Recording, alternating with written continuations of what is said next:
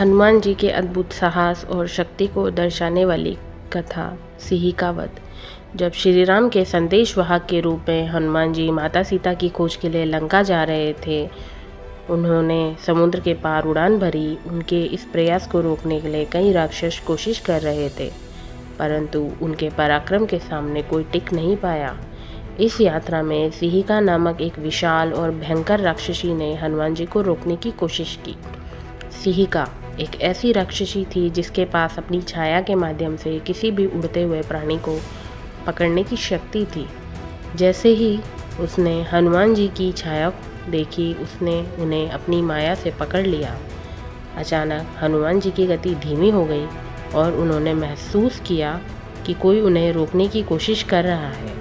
उन्होंने तुरंत देखा कि यह एक मायावी राक्षसी है जो समुद्र के भीतर से उनकी छाया को पकड़ रही है।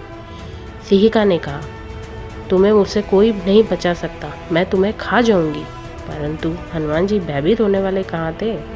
जैसे ही हनुमान जी ने देखा कि उनकी गति रुक गई है, उन्होंने अपनी शक्ति को बढ़ाया और विशाल रूप में प्रकट हुए।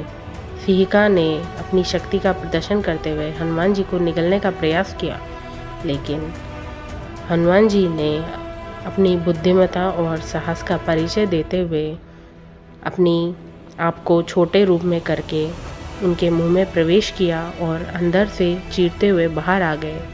हनुमान जी ने अपनी मुट्ठी से सिंहिका के हृदय पर आघात किया, जिससे वह तुरंत ही ढेर हो गई। सिंहिका अपने अंत की ओर बढ़ गई और समुद्र में विलीन हो गई। इस प्रकार हनुमान जी ने सिंहिका के वध से ये सिद्ध कर दिया कि चाहे कितनी भी कठिनाई क्यों ना हो, अपने धैर्य, शक्ति और बुद्धिमानी से हराया जा सकता है। उनके इस पराक्रम ने सभी देवताओं को विस्मित कर दिया। वे बिना किसी रुकावट के लंका की ओर बढ़ गए। हनुमान जी ने यह विजय हमें ये सिखाती है कि सच्चे साहस और विवेक के साथ किसी भी बाधा को पार किया जा सकता है। सिंहिका की शक्ति किसी भी उड़ते हुए जीव की परछाई पकड़ने की थी। जीवन में कई बार लोग या स्थितियां हमारे लक्ष्य से भटकाने का प्रयास करती है। हमें अपनी परछाई को पहचाने रखना चाहिए और हर उस चीज़ से सावधान रहना चाहिए जो हमें अपने लक्ष्य से भटकाने का प्रयास कर रही है।